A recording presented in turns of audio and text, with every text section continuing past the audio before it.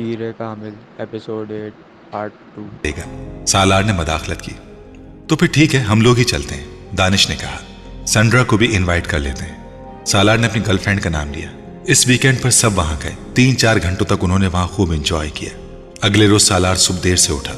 वो भी लंच की तैयारी कर रहा था जब साद ने उसे फोन किया। अभी उठे हो? साद ने उसकी आवाज सुनते ही कहा, हाँ 10 मिनट पहले। रात को देर तक बाहर रहे होगे इसलिए। साद ने अंदाजा लगाया, हाँ हम लोग बाहर गए हुए थे। सालार ने दानिस्ता तौर पर नाइट क्लब का नाम नहीं लिया। हम लोग कौन? तुम और सैंड्रा? नहीं, पूरा ग्रुप ही, सालार ने कहा। पूरा ग्रुप? मुझे लेकर नहीं गए? मैं मर गया था? साद ने चिढ़कर कहा। तुम्हारा ख्याल ही नहीं आया हमें, सालार ने इत्मीनान से कहा। बहुत घटिया आदमी हो तुम सालार, बहुत ही घटिया। ये दानिश भी गया था? हम सब माय डियर, हम सब, सालार ने उसी इत्मीनान से कहा। मुझे क्यों नहीं लेकर गए तुम लोग? सालार की खफगी में कुछ और इजाफा हुआ। तुम अभी बच्चे हो, हर जगह बच्चों को लेकर नहीं जा सकते, सालार ने शरारत से कहा।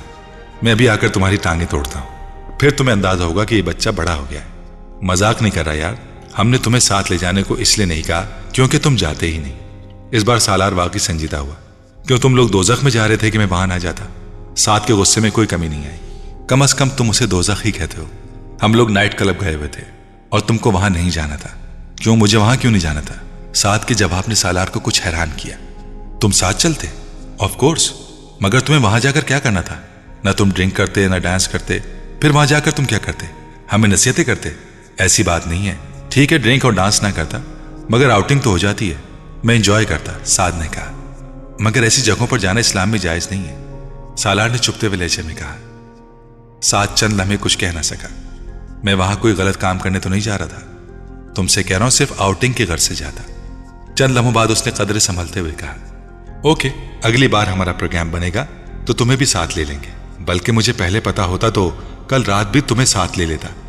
हम सब ने वाकई बहुत एंजॉय किया, सालार ने कहा। चलो अब मैं क्या कर सकता हूं। खैर आज क्या कर रहे हो? साद अब उससे मामूल की बातें करने लगा। 10-15 मिनट तक उन दोनों के दरमियान गुफ्तगू होती रही। फिर सालार ने फोन बंद कर दिया।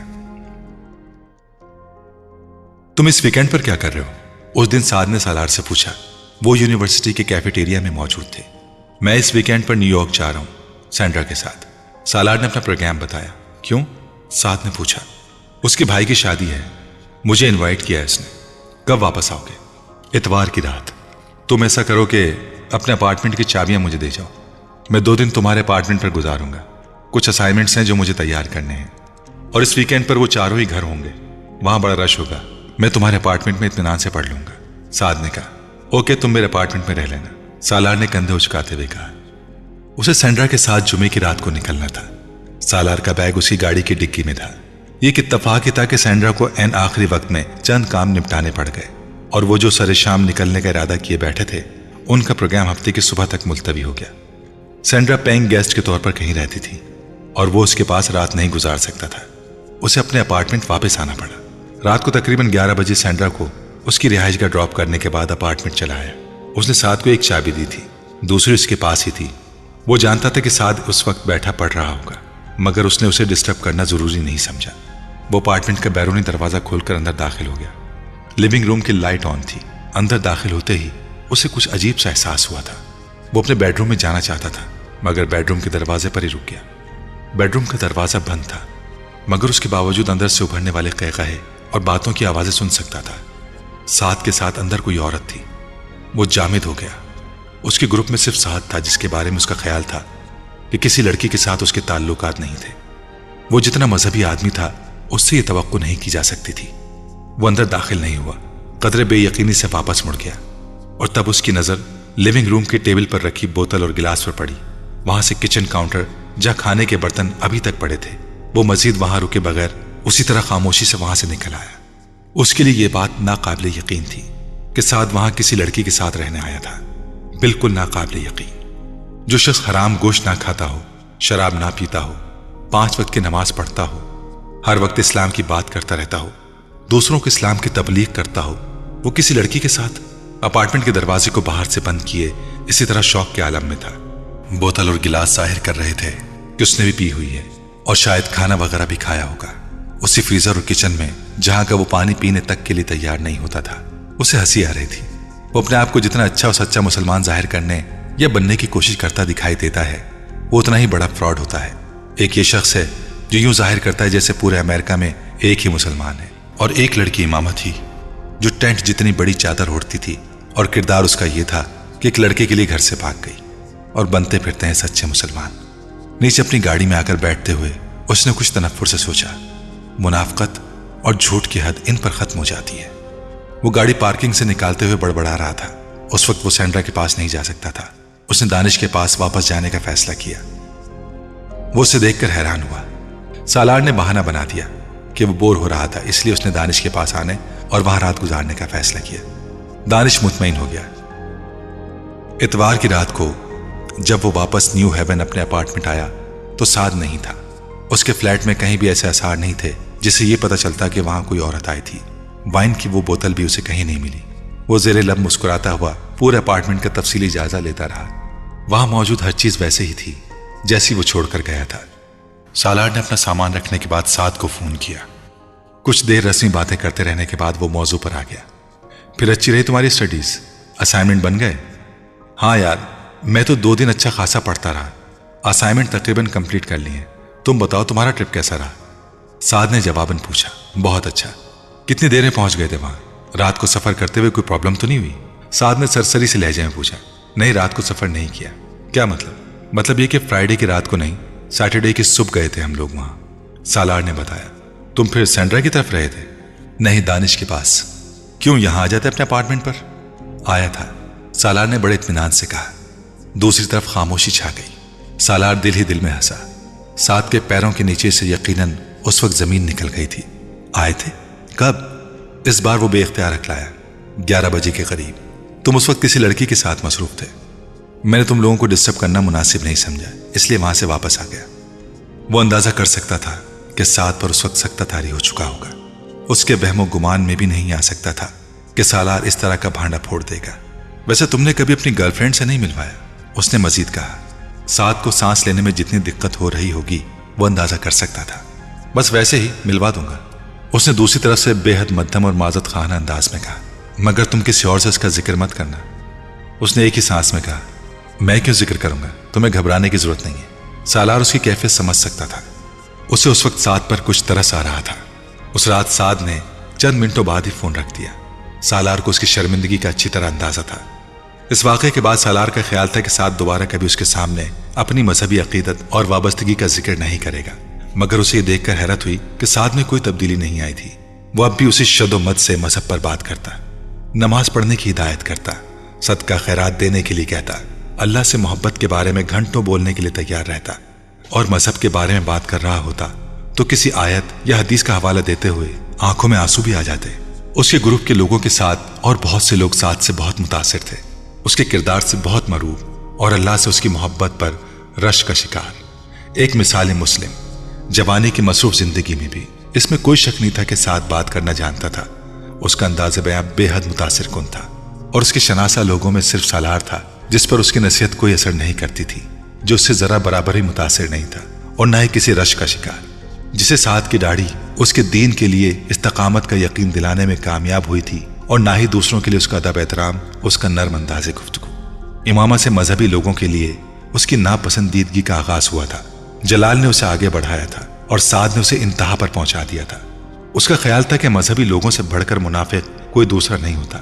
दाढ़ी रखने वाला मर्द और पर्दा करने वाली औरत किसी भी किस्म की बल्कि हर किस्म की बुराई का शिकार होते हैं, और उन लोगों से ज्यादा जो खुद को मजहबी नहीं कहते। इत्तफाक से मिलने वाले तीनों लोगों ने इस यकीन को मुस्तहकम किया। इमामा हाशिम पर्दा करने वाली लड़की और एक लड़के के लिए अपने मंगेतर, अपने खानदान, अपने घर को छोड़कर रात में फरार हो जाने वाली लड़की। जलालुन नसर दाढ़ी वाला मर्द, हुजूर सल्लल्लाहु अलैहि वसल्लम की मोहब्बत में सरशार होकर नातें पढ़ने वाला, और एक लड़की से अफेयर चलाने वाला, और फिर उसे बीच रास्ते में छोड़कर एक तरफ हो जाने वाला। फिर दीन अलग दुनिया अलग की बात करने वाला। साद जफर के बारे में उसकी राय एक और वाक़े से और खराब हुई। वो एक दिन उसके अपार्टमेंट पर आया हुआ था। सालार उस वक्त कंप्यूटर ऑन किए अपना काम करते हुए उससे बातें करने लगा। फिर उसे कुछ चीजें लाने के लिए अपार्टमेंट से करीबी मार्केट जाना पड़ा, और उसे पैदल वहां आने जाने और शॉपिंग करने में 30 मिनट लगे थे। साद उसके साथ नहीं आया था। जब सालार वापस आया तो साद कंप्यूटर पर चैटिंग में मसरूफ था। वो कुछ देर मजीद उसके पास बैठक गपशप करता रहा, फिर चला गया। उसके जाने के बाद सालार ने लंच किया और एक बार फिर कंप्यूटर पर आकर बैठ गया। वो भी कुछ देर चैटिंग करना चाहता था और ये एक इत्तेफाक ही था कि उसने लाशौरी तौर पर कंप्यूटर चलाते हुए उसकी हिस्ट्री देखी। वहां उन वेबसाइट्स और पेजेस की कुछ तफसीलात थीं जो कुछ देर पहले उसने या साद ने देखी थी। साद ने जिन वेबसाइट्स को देखा था वो पोर्नोग्राफी से मुताल्लिक थी। उसे अपने या किसी दूसरे दोस्त के इन पेजेस देखने या उन वेबसाइट्स को विजिट करने पर हैरत ना होती और ना एतराज। वो खुद ऐसी वेबसाइट्स का विजिट करता रहता था, मगर साद के इन वेबसाइट्स को विजिट करने पर उसे हैरत हुई थी। उसकी नजरों में वो कुछ और नीचे आ गया था। फिर तुम्हारी प्लानिंग क्या है? पाकिस्तान आने का इरादा है? वो उस दिन फोन पर सिकंदर से बात कर रहा था। सिकंदर ने उसे बताया कि वो तैयबा के साथ कुछ हफ्तों के लिए ऑस्ट्रेलिया जा रहे हैं। उन्हें वहां अपने रिश्तेदारों के यहां होने वाली शादी की कुछ तकरीबात में शिरकत करनी थी। आप दोनों वहां नहीं होंगे तो मैं पाकिस्तान आकर क्या करूंगा? उसे मायूसी हुई। ये क्या बात हुई? तुम बहन भाइयों से मिलना, अनीता तुम्हें बहुत मिस कर रही है। सिकंदर ने कहा, पापा मैं इधर ही छुट्टियां गुजारूंगा, पाकिस्तान आने का कोई फायदा नहीं। तुम ऐसा क्यों नहीं करते कि हमारे साथ ऑस्ट्रेलिया चलो? मोइज भी जा रहा है, उन्होंने उसके बड़े भाई का नाम लेते हुए कहा। मेरा दिमाग खराब नहीं है कि मैं इस तरह मुंह उठाकर आपके साथ ऑस्ट्रेलिया चलूं। मोइज के साथ मेरी कौन सी अंडरस्टैंडिंग है जो मुझे आप उसके साथ जाने का बता रहे हैं? उसने खासी बेजारी के साथ कहा, मैं तुम्हें मजबूर नहीं करूंगा। अगर तुम वहीं रहना चाहते हो तो ऐसा ही सही, बस अपना ख्याल रखना। और देखो सालार, कोई गलत काम मत करना। उन्होंने उसे तंबीह की। वो उस गलत काम की नौयत के बारे में अच्छी तरह जानता था और वो ये जुमला सुनने का आदी हो चुका था कि अब अगर सिकंदर हर बार फोन करने से पहले उससे ये जुमला ना कहते तो उसे हैरत होती। सिकंदर से बात करने के बाद उसने फोन करके अपनी सीट कैंसिल करवा दी। फोन का रिसीवर रखने के बाद सोफे पर चित लेटा छत घूरते हुए वो यूनिवर्सिटी बंद होने के बाद कुछ हफ्तों की मसरूफियात के बारे में सोचता रहा। मुझे चंद दिन स्कीइंग के लिए कहीं जाना चाहिए या फिर किसी दूसरे स्टेट को विजिट करना चाहिए। वो मंसूबा बनाने लगा। ठीक है, मैं कल यूनिवर्सिटी से आके किसी ऑपरेटर से मिलूंगा, बाकी का प्रोग्राम वहीं तय करूंगा, उसने फैसला किया। अगले दिन उसने एक दोस्त के साथ मिलकर स्कीइंग के लिए जाने का प्रोग्राम तय कर लिया। उसने सिकंदर और अपने बड़े भाई को अपने प्रोग्राम के बारे में बता दिया। छुट्टियां शुरू होने से एक दिन पहले उसने एक इंडियन रेस्टोरेंट में खाना खाया। वो खाना खाने के बाद काफी देर वहां बैठा रहा। फिर वो एक करीबी पिब में चला गया। वहां कुछ देर बैठने के दौरान उसने वहां कुछ पैक पिए। रात 10 बजे के करीब ड्राइविंग करते हुए अचानक उसे मतली होने लगी। गाड़ी रोककर कुछ देर के लिए सड़क के गिर्द फैले हुए सब्जे पर चलने लगा। सर्द हवा और खुनकी ने कुछ देर के लिए उसे नॉर्मल कर दिया, मगर चंद मिनटों बाद उसे एक बार फिर मतली होने लगी। उसे अपने सीने और पेट में हल्का हल्का सा दर्द भी महसूस हो रहा था। यह खाने का असर था या पैक का? फौरी तौर पर उसे कुछ अंदाजा नहीं हुआ। अब उसका सर बुरी तरह चकरा रहा था। एकदम झुकते हुए उसने बेख्तियार कै की और फिर चंद मिनट तक उसी तरह झुका रहा। मैदा खाली होने के बाद भी उसको अपनी हालत बेहतर महसूस नहीं हुई। सीधा खड़े रहने की कोशिश में उसके पैर लड़खड़ा गए। उसने मुड़कर अपनी गाड़ी की तरफ जाने की कोशिश की, मगर अब उसका सर पहले से ज्यादा चकरा रहा था। चंद गज दूर खड़ी गाड़ी को देखने में भी उसे दिक्कत हो रही थी। उसने बमुश्किल चंद कदम उठाए, मगर गाड़ी के करीब पहुंचने से पहले ही वो चकराकर जमीन पर गिर पड़ा। उसने उठने की कोशिश की, मगर उसका जहन तारीकी में डूबता जा रहा था। मुकम्मल तौर पर होश खोने से पहले उसने किसी को अपने आप को झंझोड़ते महसूस किया। कोई बुलंद आवाज में उसके करीब कुछ कह रहा था। आवाजें एक से ज्यादा थीं। सालार ने अपने सर को झटकने की कोशिश की। वो पूरे सर को हरकत नहीं दे सका। उसकी आंखें खोलने की कोशिश भी नाकाम रही। वो अब मुकम्मल तौर पर तारीकी में जा चुका था। उसने 2 दिन हॉस्पिटल में गुजारे थे। वहां से गाड़ी में गुजरने वाले किसी जोड़े ने उसे गिरते देखा था और वही उसे उठाकर हॉस्पिटल लेकर आए थे। डॉक्टर्स के मुताबिक वो फूड पॉइजन का शिकार हुआ था। वो हॉस्पिटल आने के चंद घंटों बाद होश में आ गया था और वहां से चले जाने की ख्वाहिश रखने के बावजूद वो जिस्मानी तौर पर अपने आप को इतनी बुरी हालत में महसूस कर रहा था कि वहां से जा नहीं सका। अगले दिन शाम तक उसकी हालत कुछ बेहतर होने लगी, मगर डॉक्टर्स की हिदायत पर सालार ने वो रात भी वहीं गुजार दी। इतवार को सपहर वो घर आ गया था और घर आते ही उसने टूर ऑपरेटर के साथ तय पाए जाने वाला प्रोग्राम चंद दिनों के लिए मुलतवी कर दिया। उसे पीर की सुबह निकलना था और उसने तय किया था कि जाने से पहले वो एक बार फिर सैंड्रा को कॉल करेगा। लेकिन अब प्रोग्राम कैंसिल करने के साथ साथ उसने उसको या बल्कि किसी भी दोस्त को कॉल करने का इरादा तर्क कर दिया। एक हल्के सैंडविच के साथ कॉफी का एक कप पीने के बाद उसने सुकून आवर दवा ली और सोने के लिए चला गया। अगले दिन जब उसकी आंख खुली तो उस वक्त 11 बज रहे थे। सालार को नींद से बेदार होते ही सर में शदीद दर्द का एहसास हुआ। अपना हाथ बढ़ाकर उसने अपना माथा और जिस्म छुआ। उसका माथा बहुत ज्यादा गर्म था। कम मौन, वो बेजारी से बड़बड़ाया। पिछले 2 दिन की बीमारी के बाद वो अगले 2 दिन बिस्तर पर पड़े हुए नहीं गुजारना चाहता था और उस वक्त उसे उसके आसार नजर आ रहे थे। जूं तू बेड से निकलकर वो मुंह हाथ धोए बगैर एक बार फिर किचन में आ गया। कॉफी बनने के लिए रखकर वो आकर आंसर फोन पर रिकॉर्ड कॉल सुनने लगा। चंद कॉल साथ की थी जिसने वापस पाकिस्तान जाने से पहले उससे मिलने के लिए बार बार उसे रिंग किया था और फिर आखिरी कॉल में उसके इस तरह गायब होने पर उसे अच्छी खासी सलावातें सुनाई थी। सैंड्रा का अंदाजा था कि वो उससे मिले बगैर स्कीइंग के लिए चला गया था। यही ख्याल सिकंदर और कामरान का था। उन्होंने भी उसे चंद कॉल्स की थी। चंद कॉल्स उसके क्लास फेलोज की थी। वो भी छुट्टियां गुजारने के लिए अपने घरों को जाने से पहले की गई थी। हर एक ने उसे ताकीद की थी कि वो उन्हें जवाबी कॉल करे, मगर अब वो जानता था कि अब वो सब वापस जा चुके होंगे। अलबत्ता वो सिकंदर और कामरान और साथ को पाकिस्तान में कॉल कर सकता था, मगर इस वक्त वो ये काम करने के मूड में नहीं था। कॉफी के एक मग के साथ 2 स्लाइस खाने के बाद उसने घर में मौजूद चंद मेडिसिन ली और फिर दोबारा बेड पर लेट गया। उसका ख्याल था कि बुखार के लिए इतना ही काफी था और शाम तक अगर वो मुकम्मल तौर पर नहीं तो काफी हद तक ठीक हो चुका होगा। उसका अंदाजा बिल्कुल गलत साबित हुआ।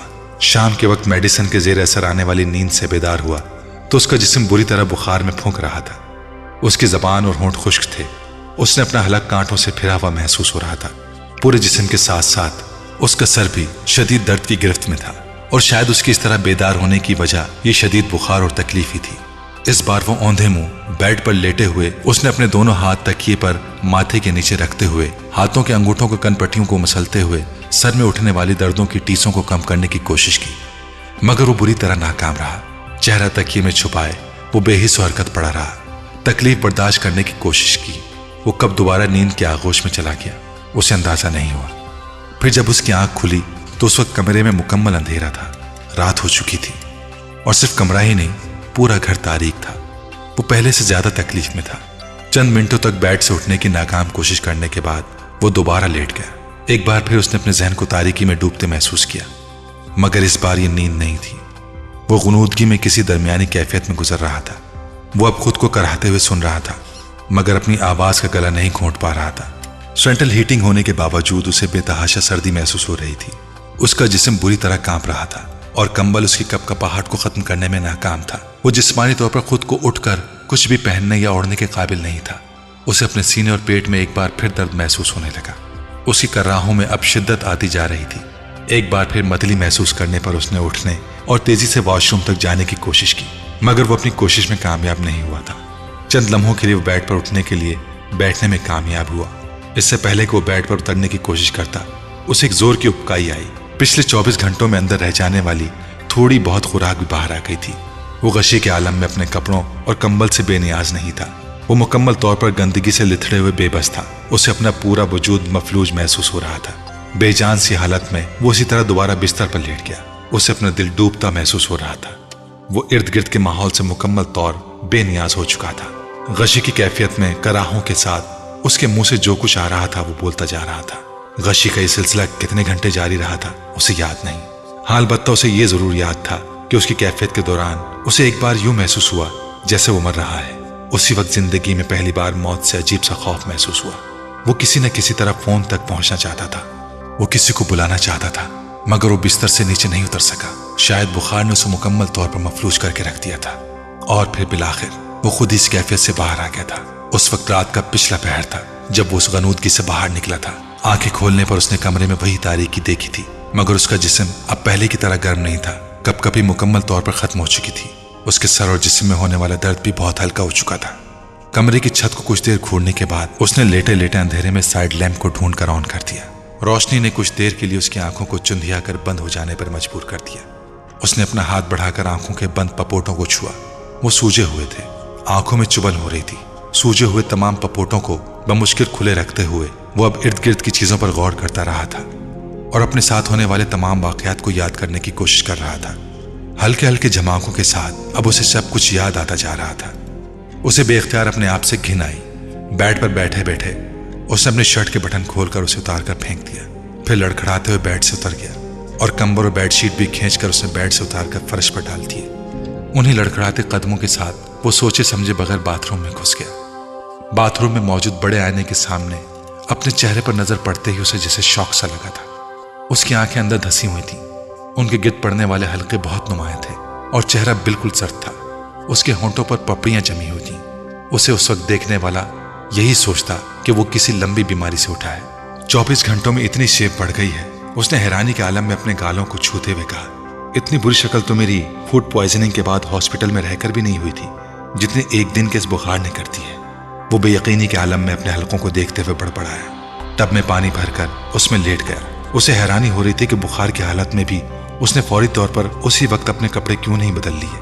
वो क्यों वहीं पड़ा रहा। बाथरूम से निकलने के बाद बेडरूम में रहने के बजाय वो किचन में चला गया। उसे बेतहाशा भूख लग रही थी। उसने नूडल्स बनाए और उन्हें खाने लगा। मुझे सुबह डॉक्टर के पास जाकर उसने नूडल्स खाते हुए सोचा। थकन एक बार फिर उसके आसाब पर सवार हो रही थी। नहाने के बाद उसे अगरचे अपना वजूद बहुत हल्का फुल्का महसूस हो रहा था, मगर उसकी नकाहत खत्म नहीं हुई थी। नूडल्स खाने के दौरान उसने टीवी ऑन कर दिया। चैनल सर्च करने लगा। एक चैनल पर आने वाला टॉक शो देखते हुए उसने रिमोट रख दिया। फिर नूडल्स के प्याले पर झुक गया। उसने भी नूडल्स का दूसरा चमचा मुंह में रखा ही था कि वो बेख्तियार रुक गया। उलझी हुई नजरों से टॉक शो देखते हुए उसने रिमोट को एक बार फिर उठा लिया। हाथ आगे बढ़ाते हुए वो एक बार फिर चैनल सर्च करने लगा, मगर इस बार वो हर चैनल को पहले से ज्यादा ठहर ठहर कर देख रहा था। उसके चेहरे की उलझन बढ़ती जा रही थी। ये क्या है? वो बड़बड़ाया। उसे अच्छी तरह याद था, वो जुम्मे की रात को सड़क पर बेहोश होने के बाद हॉस्पिटल गया था। हफ्ते का सारा दिन उसने वहीं गुजारा था। इतवार के सहपहर को वापस आया था। इतवार के सहपहर को सोने के बाद वो अगले दिन 11 बजे के करीब उठा था। फिर उसी रात उसे बुखार हो गया था। शायद उसने मंगल का सारा दिन बुखार की हालत में गुजारा था। अब यकीनन मंगल की रात थी, मगर टीवी चैनल्स उसे कुछ और बता रहे थे। वो हफ्ते की रात थी। अगला तुलू होने वाला दिन इतवार का था। उसने अपने रिस्ट वॉच पर एक नजर दौड़ाई जो लिविंग रूम की मेज पर पड़ी थी। उसका मुंह खुला का खुला रह गया। उसने नूडल्स का प्याला मेज पर रख दिया। यकलख थी जैसे उसकी भूख उड़ गई। वहां मौजूद तारीख ने उसे जैसे एक और झटका दिया था। क्या मतलब? क्या मैं 5 दिन बुखार में मुब्तला रहा हूं? 5 दिन होशो हवास से बेखबर रहा हूं? मगर यह कैसे हो सकता है? ये कैसे मुमकिन है? वो बड़बड़ा रहा था। 5 दिन तो बहुत होते हैं। ये कैसे मुमकिन है कि मुझे 5 दिन गुजरने का पता ही ना चले? मैं 5 दिन तक इसी तरह बेहोश कैसे रह सकता हूं? वो लड़खड़ाते कदमों के साथ तेजी से आंसर फोन की तरफ बढ़ गया। फोन पर उसके लिए कोई पैगाम रिकॉर्ड नहीं था। पापा ने मुझे कोई कॉल नहीं की और साथ सबको क्या हो गया? क्या मैं उन्हें याद नहीं रहा? ऐसे जैसे कोई पैगाम ना पाकर शौक लगा था। वो बहुत देर तक बिल्कुल साकित फोन के पास बैठा रहा। यह कैसा हो सकता है कि पापा को मेरा ख्याल ही ना रहा हो, या फिर किसी और को? इस तरह मुझे कैसे छोड़ दिया उन्होंने? और उस वक्त उसे पहली बार एहसास हुआ कि उसके हाथ एक बार फिर कपकपा रहे थे।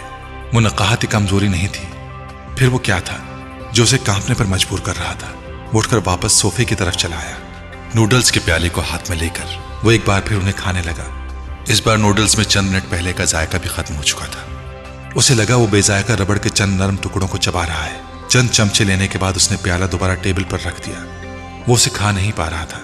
वो अब भी अजीब सी बेयकीनी की गिरफ्त में था। क्या वाकई वो 5 दिन यहाँ अकेला इस तरह पड़ा रहा था कि उसे खुद अपने बारे में पता था और ना किसी और को? वो एक बार फिर वॉशरूम में चला गया। उसका चेहरा कुछ देर पहले जैसा नहीं लग रहा था।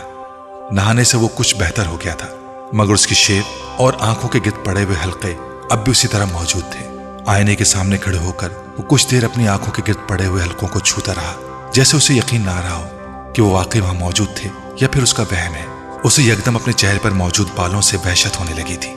वहीं खड़े खड़े उसने शेविंग किट निकाली और शेव करने लगा। शेव करते हुए उसे एक बार फिर एहसास हुआ कि उसके हाथ कांप रहे थे। एक के बाद दीगरे उसे 3 कट लगे। उसने शेव के बाद अपना चेहरा धोया। उसके बाद तौलिए से आईने में अपने आप को देखते हुए उसे खुश करने लगा। जब उसे उन जख्मों से रिश्ते हुए खून का एहसास हुआ तो उसने चेहरे को तौलिए से थपथपाना बंद कर दिया। खाली उस जहनी के आलम में वो आईने में अपने चेहरे को देखने लगा। उसके गालों पर आहिस्ता आहिस्ता एक बार फिर खून के कतरे नमूदार हो रहे थे। गहरा सुर्ख रंग। वो पल के झपकाए बगैर उन कतरों को देखता रहा। 3 नन्हे सुर्ख कतरे। What is next to ecstasy? Pain. सर्द और मध्यम आवाज आई। वो पत्थर के बुत की तरह साकित हो गया। What is next to pain? Nothingness। उसे एक एक लफ्ज याद था। Nothingness। वो आईने में अपने आप को देखते हुए बड़बड़ाया। उसके गालों की हरकत से खून के कतरे उसके गालों पर फिसलने लगे। And what comes next to nothingness? Hell। सालार को यकदम उबकाई आई। वो वॉश बेसन पर बेख्तियार दोहरा हो गया। चंद मिनट पहले खाई गई खुराक एक बार फिर बाहर आ गई। उसने नल खोल दिया। उसने उसके बाद क्या पूछा था? उसने उसके जवाब में क्या कहा था? उसे याद था। अभी तुम्हें कोई चीज समझ नहीं आ रही, आएगी भी नहीं। एक वक्त आएगा जब तुम सब समझ जाओगे। हर शख्स पर एक वक्त आता है जब वो सब कुछ समझने लगता है, जब कोई मुअम्मा नहीं रहता। मैं उस दौर से गुजर रही हूं, तुम पर वो दौर आइंदा कभी आएगा। उसके बाद तुम देखना क्या तुम्हें हंसी आती है। सालार को एक उबकाई आई, उसे अपनी आंखों से पानी बहता महसूस हुआ। जिंदगी में हम कभी न कभी उस मुकाम पर आ जाते हैं जहां सारे रिश्ते खत्म हो जाते हैं। वहां सिर्फ हम होते हैं और अल्लाह होता है। कोई माँ बाप, कोई बहन भाई, कोई दोस्त नहीं होता। फिर हमें पता चलता है कि हमारे पैरों के नीचे जमीन है, न हमारे सर के ऊपर कोई आसमान। बस सिर्फ एक अल्लाह है जो हमें इस खिला में भी थामे हुए है। फिर हमें पता चलता है हम जमीन पर पड़ी मिट्टी के ढेर में एक जर्रे या दरख्त पर लगे हुए एक पत्ते से ज्यादा की वक़्त नहीं रखते। फिर पता चलता है कि हमारे होने या ना होने से सिर्फ हमें फर्क पड़ता है, सिर्फ हमारा किरदार खत्म हो जाता है। कायनात में कोई तब्दीली नहीं आती, किसी चीज पर कोई असर नहीं पड़ता। सालार को अपने सीने में अजीब सा दर्द महसूस हो रहा था। उसने बहते हुए पानी को मुंह में डाला, उसे एक बार फिर उबकाई आई। उसके बाद हमारी अक्ल ठिकाने आ जाती है। वो उस आवाज को अपने जहन से झटकने की कोशिश कर रहा था। उसे हैरानी हो रही थी, वो उसे उस वक्त क्यों याद आई थी। उसने पानी के छींटे अपने चेहरे पर मारने शुरू कर दिए। चेहरे को एक बार फिर पोंछने लगा। आफ्टर शेव की बोतल खोलकर उसने गालों पर मौजूद उन जख्मों पर लगाना शुरू कर दिया जहां उसे अब पहली बार तकलीफ हो रही थी। वॉशरूम से बाहर निकलते हुए उसे एहसास हो रहा था कि उसके हाथ अब भी कांप रहे हैं। मुझे डॉक्टर के पास चले जाना चाहिए। वो अपनी मुट्ठियां भींचने लगा।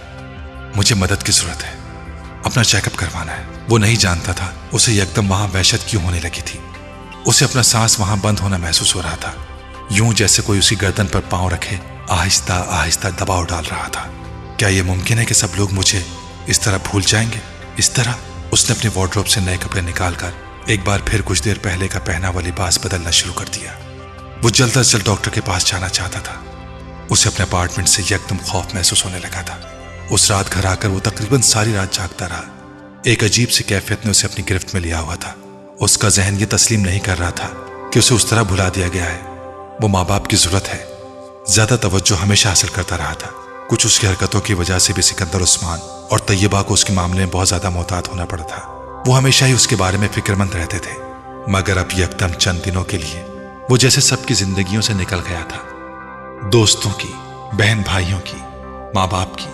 वो अगर इस बीमारी के दौरान वहां उस अपार्टमेंट में मर जाता तो किसी को पता तक नहीं चलता, शायद तब तक जब तक उसकी लाश गलने सड़ने ना लगती। और इस मौसम में ऐसा होने में कितने दिन लगते।